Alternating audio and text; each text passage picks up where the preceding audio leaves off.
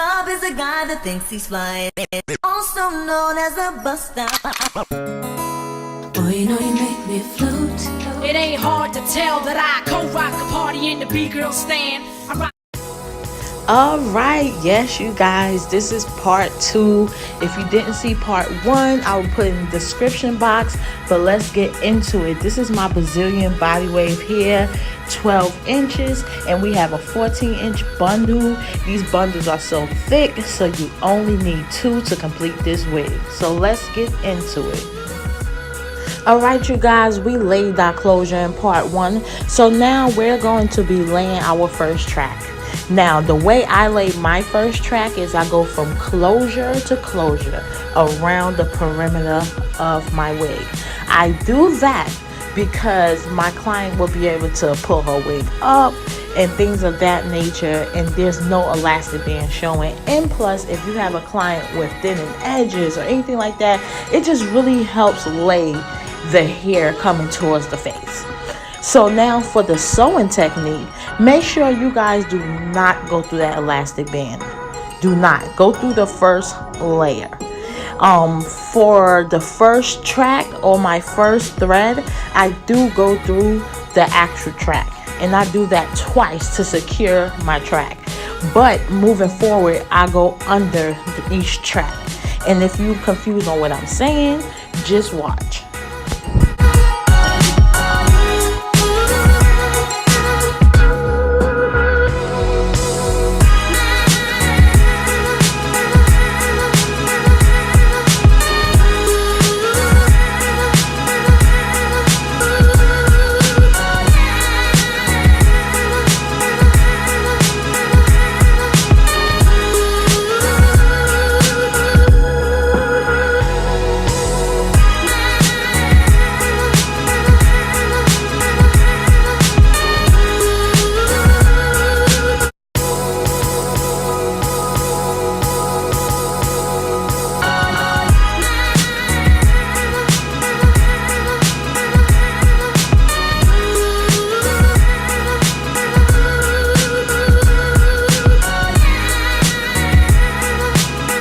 Okay, and that first track is laid.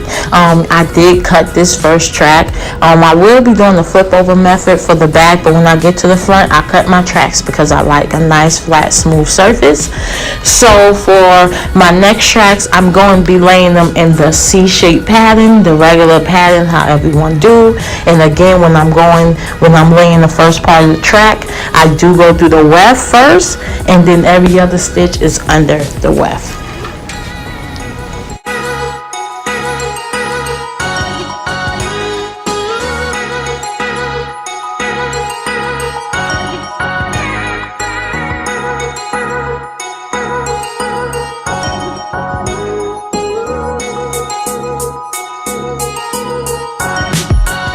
Okay, and now for the flip over method. I use my T-pin to secure my track to make sure it's lined up where I want it to be. And then I do go through the weft at the edge of my flip. I double knot it, and then I proceed to go under my track as I do going on. And moving forward, I do the same thing when I flip over my tracks.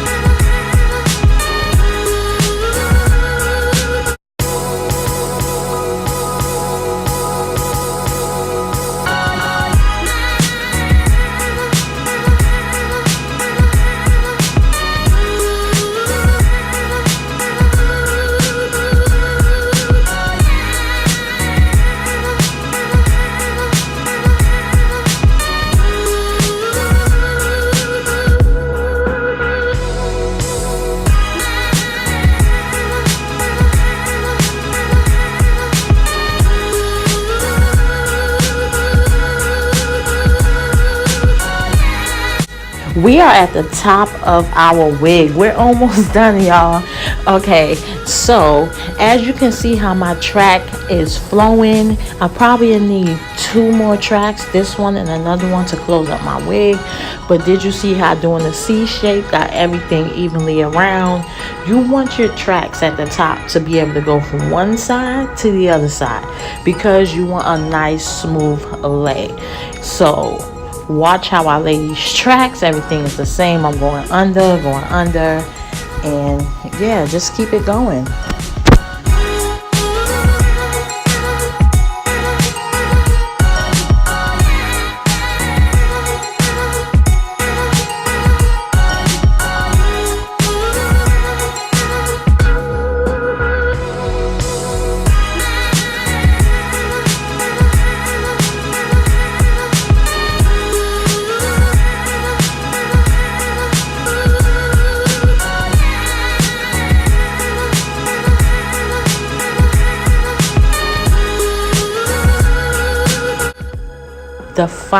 The last track. So as you can see, I'm kind of combining my closure with that track.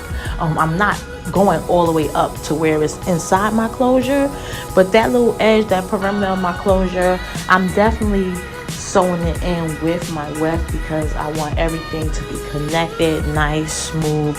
And the closure tends to be a little bit thinner than the weft, so if your weft is too far back, you would definitely see it when you go to make it, flow. So just be mindful of that.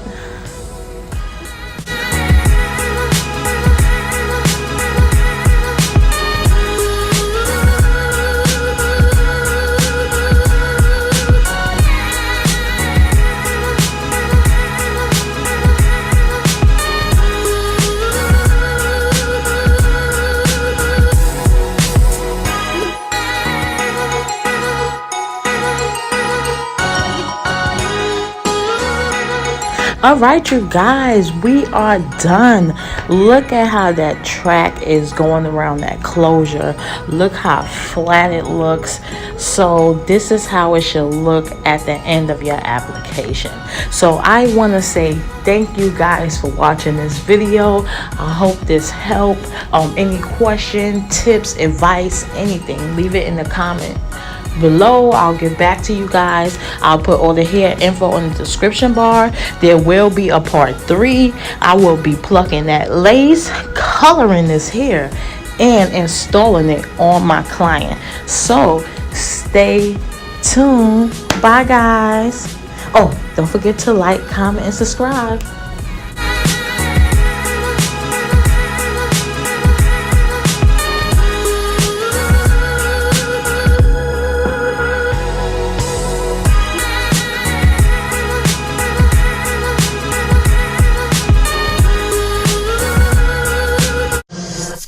The guy that thinks he's flying, also known as a buster. Boy, you know you make me float. It ain't